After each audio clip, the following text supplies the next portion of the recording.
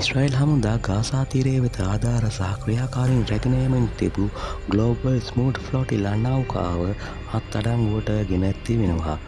විදෙස් වෙබ් අඩි සහ විදෙස් මාධ්‍ය වාර්තා කරන්නේ නෞකා 13ක් නවතා එමගින් රටවල් 37ක පුද්ගලයින් 430 දෙනෙකුට වැඩි පිරිසක් රඳවාගෙන තිබෙන බවයි. අත්අඩංගුවට ගත් පිරිස අතර ස්වීඩනයේ සමාජ ක්‍රියාකාරිණියක වන ග්‍රේටා තර්න්බර්ග්ද සිටින බවයි විදෙස් මාධ්‍ය වාර්තා කරන්නේ.